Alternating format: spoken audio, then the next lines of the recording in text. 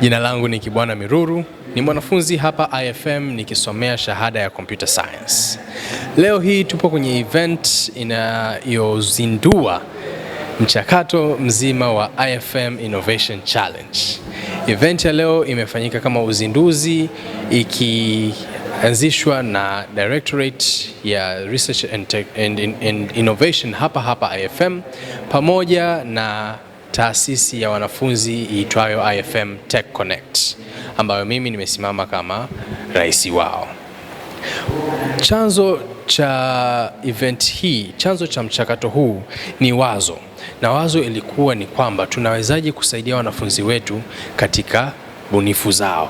Wanafunzi wana akili, wana uwezo, wana bunifu nyingi, lakini hawana platform ya kuwasaidia kunyanyuka na kuweza kuzifanyia kazi hizo bunifu. Ndipo IFM Innovation Challenge ilipoanzishwa na ndipo IFM Tech Connect inapojikita. IFM Innovation Challenge itasaidia wanafunzi wa IFM hususan katika kuwawezesha kutambua bunifu zao, kuziweka katika namna iliyo sawa, na mwisho wa siku kuwawezesha kuweza kuanza kuingiza kwenye masoko, kupokea pesa kutoka kwa wateja na kuuza idea zao. IFM Tech Connect nayo ni taasisi ya wanafunzi hapa IFM inayojihusisha na masuala ya teknolojia na innovation kama jina linavyosema. Na lengo la hii taasisi ni katika kuwapa wanafunzi wetu uwezo, kuwapa know-how ya masuala yote ya kiteknolojia zaidi tu ya elimu ambayo wanaipokea hapa chuoni kama wanafunzi. Lengo hili ni katika kuwawezesha kuwa practical katika masuala yao, lakini zaidi waweze kutumia hiyo practical knowledge katika kuvumbua vitu vipya na kuwezesha katika kufanya bunifu zao. Association hii inajihusisha na vitu kama cyber security, inajihusisha na mambo ya AI, inajihusisha na watu ambao wanatengeneza na kusimamia mifumo. Na hao ni watu ambao wako muhimu sana katika kizazi hichi cha leo cha teknolojia na vumbuzi za leo. Biashara za leo zinahitaji teknolojia na wanafunzi wa IFM yawapasa kuwa mstari wa mbele katika hili. Kwa majina naitwa Dorothy Maim. Tunashukuru kwanza kwa chuo chetu kwa kutuandalia event ya leo ya innovation. Inadili sana na mambo ya ugunduzi, creativity. Pia katika event ya leo inatusaidia kujifunza na kujua mambo tofauti tofauti, hasa kwa sisi wanafunzi au watu binafsi tunaoanza biashara zetu ndogo ndogo.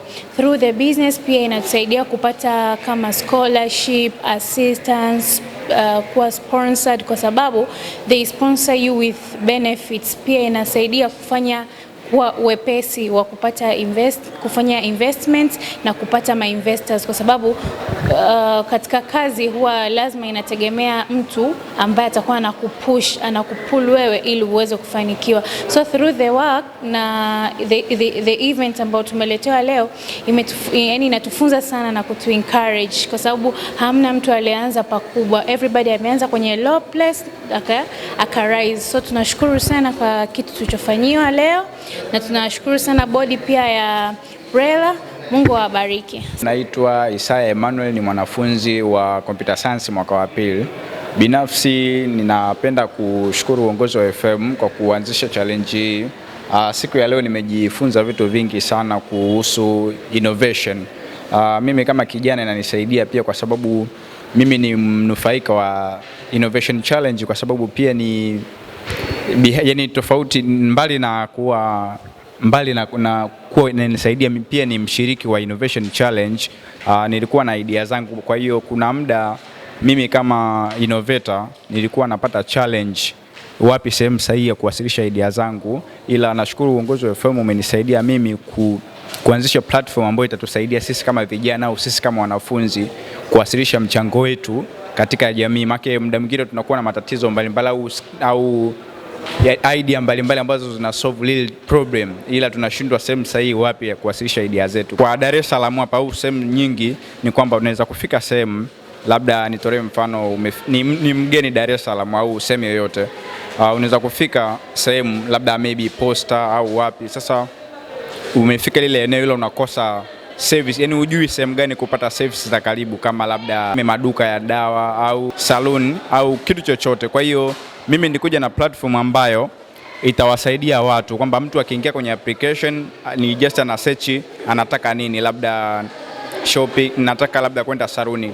Kwa hiyo maana yake mfumo wangu au application yangu inakuwa inaonesha saluni zote zilizopo karibu yake, na nimeintegrate na Google Map ambayo inamsaidia mtu kuonesha ni just inachola route kutoka sehemu alipo mpaka duka husika. Na pia kama anahitaji kusearch labda maduka ya dawa au anataka kusearch product yoyote kwenye, yani kafika sehemu anahitaji product fulani, itamuonesha duka au yani itamuonesha details za duka lililopo, service ambayo inapatikana. Labda nahitaji sabuni, si ndio nimefika posta hapa, ila sijui sehemu gani ya kupata hiyo sabuni. Kwa hiyo nikiingia kwenye application yangu nikiandika sabuni, itanionyesha mimi kutoka hapa mpaka nilipo maduka yaliyopo karibu, na kila duka itakuwa inaonyesha price ya hiyo sabuni. Kwa mimi mwenyewe kutumia application yangu naweza kucompare price ya bei, nikasuggest sehemu gani nitaweza kupata hiyo service. Na pia nilikuwa nimeunganisha na,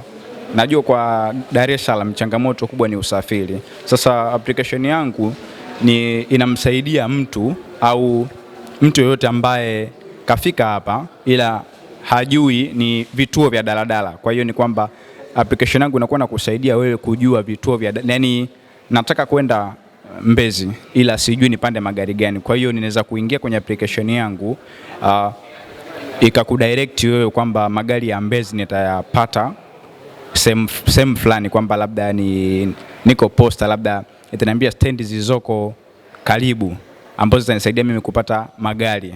Kwa hiyo na pia nilikuwa nimeweka sehemu ya inventories kwa wafanyabiashara wake. Mfumo wangu pia unahusisha wafanyabiashara kumanage product zao, point of sale na vitu vingine kama hivyo. Kwa hiyo na SMS, labda ukitaka kuwasiliana na customer wako, SMS zile bulk ya SMS nilikuwa nimeintegrate na mfumo. Kwa hiyo ni kitu ambacho naamini kwa upande wangu kitasaidia jamii kusolve matatizo. Kwa majina naitwa Lucy Leonard Nguzo, ni mwanafunzi wa computer science mwaka wa pili hapa IFM. Na mimi pia leo ni mshiriki wa event iliyoandaliwa na chuo ambayo inahusu innovation. Leo nimejifunza mengi sana. At first nilikuwa sijui kwamba tukiongelea innovation hatuongelei code peke yake. Yani mara ya kwanza nilijua innovation ni code peke yake, lakini leo nimejifunza kwamba ili uwe innovator mzuri basi inabidi pia viwango vingine pia uvifanikishe, uvikamilishe.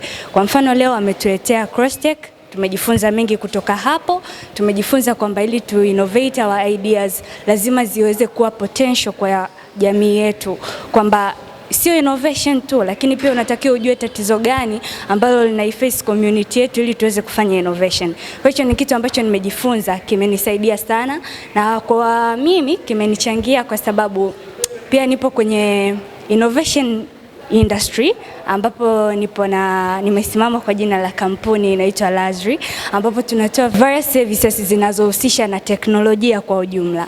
Hivyo nimejifunza kwamba kumbe kampuni yangu bado haijawa kampuni kwa vitu ambavyo imemiss. Kwa hiyo imeniongezea kikubwa kwamba nitaweza mimi kama secretary wa kampuni hiyo nitaweza basi kuikuza zaidi na kurekebisha yale ambayo nimeona tunatakiwa kuyafanya, hasa kwenye swala zima la viwango. Ndio kwa sababu kampuni yetu inahusisha kutoa huduma mbalimbali kama kutengeneza websites, hardware maintenance, as well as networking, CCTV camera installation, logos and all that concerning technology. So I'm so grateful to the institute kwa kutusaidia kwenye swala hili leo, kwa sababu tumejifunza mengi kwa kweli. I hope zitakuwepo more and more events za aina hii ambapo tutajifunza zaidi.